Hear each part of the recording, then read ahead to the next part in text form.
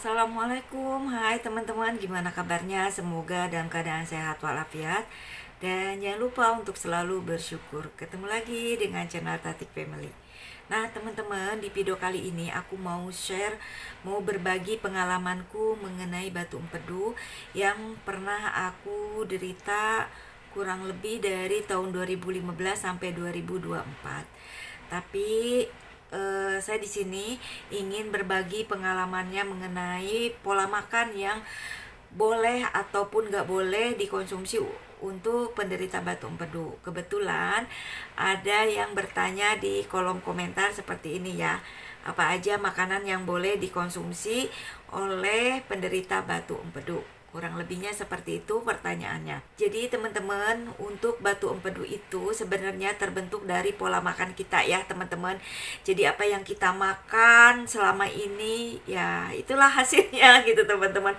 Jadi untuk batu empedu itu kan terbentuknya itu si batu itu dari lemak teman-teman. Jadi apa yang kita makan, makanan yang berlemak kayak gitu masuklah ke kantung empedu dan mengendap di situ maka menggumpal. Makanya disebut dengan batu empedu. Karena untuk kantung empedu itu kan tempat masuknya sari-sari makanan sebelum masuk ke organ yang lain seperti hati, limpa, pankreas dan lain-lain, maka masuk dulu ke kantung empedu.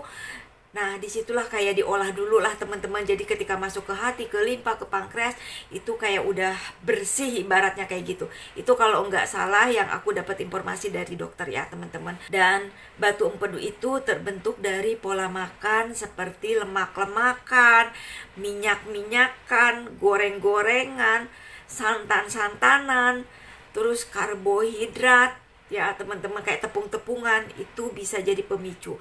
Jadi buat teman-teman yang punya permasalahan di batu empedu, hindari makanan berlemak, hindari makanan santan-santanan, hindari makanan tinggi karbohidrat, makanan bertepung-tepung. Terus untuk yang penderita batu empedu, kalau memang teman-teman belum tindakan ataupun gak mau tindakan, maka kalau bisa hindari makanan itu.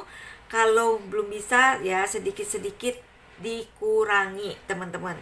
Karena kalau memang teman-teman masih mengkonsumsi makanan seperti itu, nggak ada salahnya batu empedu itu akan membesar. Karena aku pun dari batu empeduku dari 0,1 dan terakhir sebelum batu empeduku hilang ataupun bersih itu sampai 0,5 teman-teman. Itu udah 0,5 itu udah nggak enak banget teman-teman. Dan untuk makanan yang wajib lah ibaratnya diperbanyak, wajib dimakan yaitu air putih, sayur-sayuran, dan buah-buahan. Intinya makanan yang banyak mengandung serat. Jadi di saat aku menuju proses penyembuhan teman-teman, aku selalu mengkonsumsi sayuran, mengkonsumsi buah-buahan, air putih, dan makanan itu tidak digoreng, tidak ditumis. Jadi makanan yang aku konsumsi, sayur-sayuran itu ditumis tanpa minyak. Terus perbanyak makanan-makanan yang dikukus, kayak misalnya ayam itu aku kebanyakannya kayak dipepes kayak gitu ataupun di sayur. Pokoknya intinya yang tanpa minyak teman-teman, ataupun dibakar.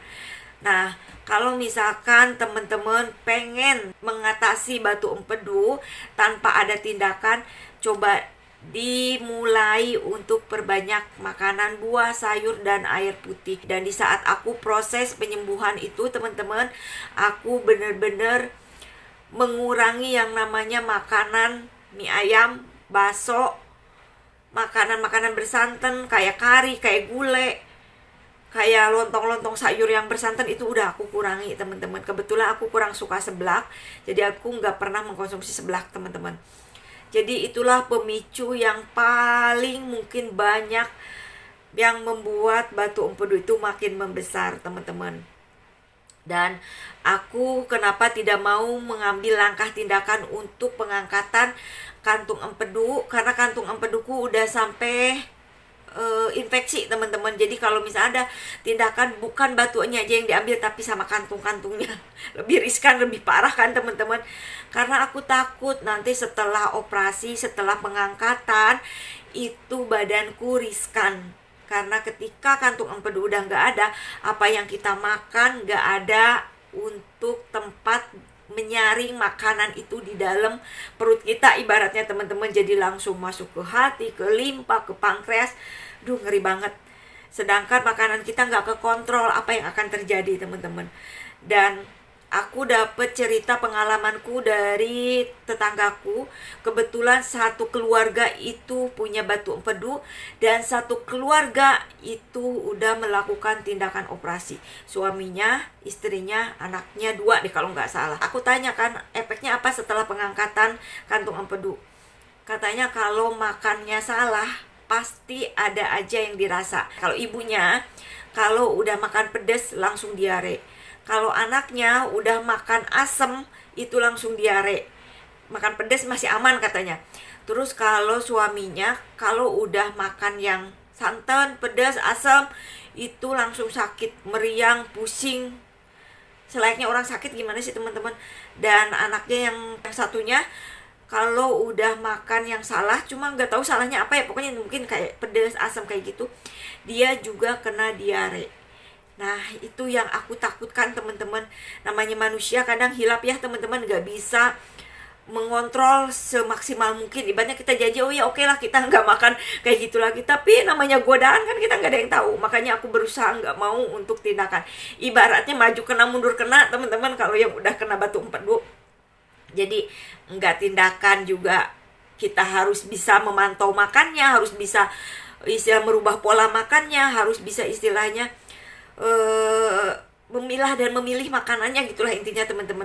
Kalaupun udah tindakan, udah pengangkatan, tetap kita juga harus waspada, harus bisa mengontrol makannya, harus bisa menjaga pola makannya yang benar-benar ibaratnya yang bagus, yang steril, yang bersih ibaratnya teman-teman. Karena riskan banget teman-teman. Alhamdulillah berkat aku minum rimpang, berkat aku minum cuka apel. Aku minum rimpang berarti 8 bulan, minum cuka apel itu 4 atau 5 bulan. Aku kena diare hebat. Tapi aku udah feeling di saat aku kena diare hebat, pasti ini pembersihan dari batu empedu. Dan ternyata benar, ketika aku masuk rumah sakit, aku dirawat karena memang udah bener-bener kayak takut dehidrasi, jadi harus dirawat. Terus aku cerita punya riwayat batu empedu, aku di USG, aku cerita bahwa aku punya riwayat batu empedu dari tahun sekian sampai tahun sekian gitu kan. Dan kebetulan ketika aku masuk rumah sakit, itu rumah sakit yang berbeda. Bukan rumah sakit yang biasa aku periksa ya teman-teman. Dan di situ ketika di USG dokternya bilang, ibu katanya punya batu empedu. Mana, nggak ada loh, ini batu empedunya bersih. Ih bener dok, aku punya batu empedu, masa aku ngebohong gitu kan. Nggak ada bu, ini bersih gitu kan. Ini bersih tuh, lihat. Memang benar teman-teman, jadi di bundaran si kantung empedu itu nggak ada titik satupun. Ibaratnya kan kalau misalnya ada sesuatu ketika kita USG ada kelihatan ya, ada kayak benda asing gitu loh teman-teman. Ini nggak ada, bersih. Terus si kantung empedunya ketika aku infeksi itu kelihatan kayak warnanya tuh kayak apa ya, kayak awan gitu teman-teman, warna putih kayak gitu kan. Namanya USG kan hitam putih ya. Aku USG yang terakhir yang aku kena diare itu kantung empedunya juga bersih teman-teman, bersih di bundaran keling-keling ini bersih. Sampai kata dokternya, ini kantung empedunya bersih bu, batu empedunya bersih, nggak ada serpihan apapun. Aku kan takutnya ada serpihan ya teman-teman, nggak ada, ini udah bersih. Sampai aku USG 2 kali. Dan setelah aku keluar dari rumah sakit 1 minggu kemudian kan harus kontrol teman-teman, itu aku bilang lagi ke dokter internis bahwa aku nggak percaya kalau batu empeduku bersih. Dan akhirnya di USG langsung di ruang pemeriksaan dokter internis. Kata dokternya, ayo bu, saya periksa, saya USG langsung kalau ibu nggak percaya.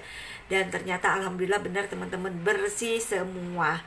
Nah, jadi buat teman-teman yang punya permasalahan batu empedu, nggak ada salahnya kalau mau dicoba, rutinkan untuk mengkonsumsi minuman rimpang, rutinkan untuk mengkonsumsi minuman cuka apel. Karena minuman rimpang ini untuk membersihkan usus kita.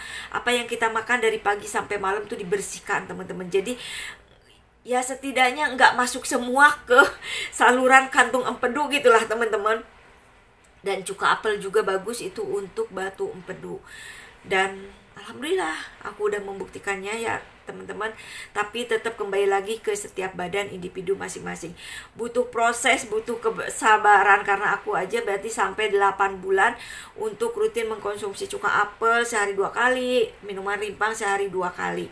Jadi buat teman-teman yang mau mencoba silahkan, gak ada salahnya, cuma harus rutin. Dan yang pasti teman-teman harus menjaga pola makan. Yang tadi aku sebutkan yang gak boleh, ibaratnya minimal dikurangi. Karena teman-teman, yang pengalaman aku rasakan untuk penderita batu empedu itu keluhannya sama dengan asam lambung. Jadi kata dokter, kalau nggak salah aku dengar, kalau kita punya keluhan asam lambung nggak kunjung sembuh, jadi beratnya minum obat sembuh, nanti kumat lagi, itu patut dicurigai. Bisa jadi itu batu empedu ya. Jadi buat teman-teman, kalau misal sekiranya teman-teman udah punya keluhan lambung lama, udah diobatin ini itu, apalagi udah minum obat ini itu, obatnya udah dari mulai dosis rendah sampai dosis tinggi, nggak ada salahnya teman-teman untuk dicek lebih intensif, lebih akurat, lebih dalam. Takutnya ada organ lain yang kena, salah satunya kena batu empedu ataupun liver, teman-teman. Jadi buat teman-teman, jangan abaikan keluhan lambung, jangan abaikan keluhan mual. Untuk gejalanya apa yang aku rasakan, aku sering mual, perih, ulu hati, sakit, sampai nusuk ke belakang. Kalau lagi kumat ini sampai panas di dada, tenggorokan tuh kayak asem, jadi kayak naik terus. Kayak makan nggak masuk teman-teman, karena kayak ada yang ngalangin di sini tuh, kayak ada yang ngalangin apa ya, biji apa gitulah teman-teman. Yang pasti aku sering sendawa. Aku kalau sendawa bisa sampai 1-2 jam non-stop teman-teman. Dan bangun pagi pasti aku mual, keluarlah cairan yang berwarna kuning, asam seasem-asemnya. Itu yang aku rasakan selama aku punya keluhan lambung dan sampai aku punya keluhan batu empedu. Nah, jadi buat teman-teman, jangan abaikan keluhan kita, sekecil apapun itu bisa menjadi besar kalau kita ibaratnya kita kesampingkan, kita sepelekan ya teman-teman.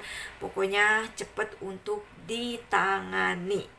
Nah, teman-teman, seperti itu ya untuk aku menjawab pertanyaan teman-teman. Salah satunya yang tadi bertanya mengenai apa yang boleh dimakan oleh penderita batu empedu. Intinya makan yang sehat, kurangi minyak-minyakan, kurangi pedas, kurangi santan, kurangi lemak-lemakan, perbanyak sayuran, perbanyak buah, perbanyak air putih. Nah, teman-teman, mungkin seperti itu. Semoga bisa bermanfaat dan bisa menjadi motivasi buat teman-teman. Dan saya doakan semoga teman-teman yang lagi punya keluhan batu empedu, semoga Allah mudahkan jalannya untuk berikhtiar. Oke teman-teman, saya akan akhiri videonya sampai di sini. Nanti kita ketemu lagi di video berikutnya. Terima kasih. Wassalamualaikum warahmatullahi wabarakatuh.